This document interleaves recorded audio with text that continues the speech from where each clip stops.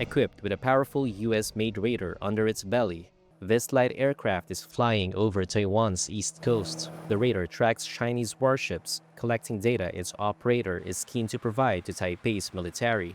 Apex Aviation, better known for pilot training and charter flights, is pitching surveillance flights to the government. Retired Taiwan Navy officer and Apex reconnaissance consultant Zhou Wang describes what the company calls Project Goshawk. We can not only assist the National Army in making target verification in the air, but also provide target verification on the sea surface. This way, we can initially tell them that at what latitude and longitude of 24 nautical miles away, or at a certain location in the eastern seas, for example, a Luoyang 3 class destroyer is appearing now. This way, they have time to respond. Assuming the ship moves within the 24 miles sea line, the National Army will have time to respond. We only need to do an early warning action so that our National Army or government units can give an early response. This is why this equipment is so important for Goshawk. Under its, quote, whole of society resilience initiative, Taiwan's government has invited businesses, research groups, and other organizations to take on more active roles in national security.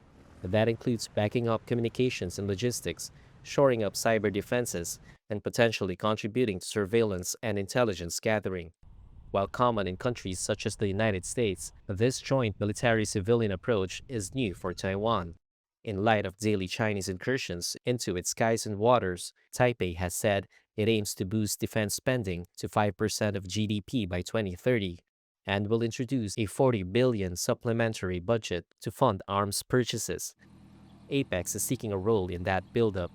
Wilson Cao is the company chairman. We have no time to waste on research and development.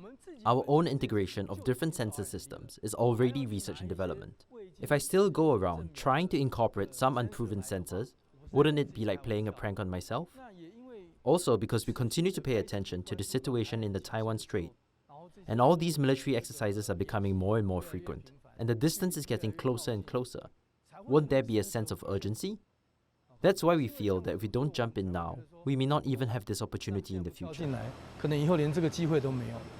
However, experts said authorities must establish a legal basis to allow civilian aircraft to engage in reconnaissance. Su Ziyun is a research fellow at the Institute for National Defense and Security Research.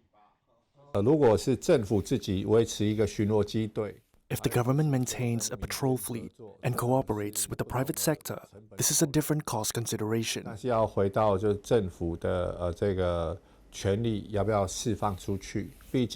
But we must return to whether the government's power should be handed off like that, because after all, patrol aircraft involve the use of enforcement, and whether enforcement can be handed off to the private sector is a matter of legal debate.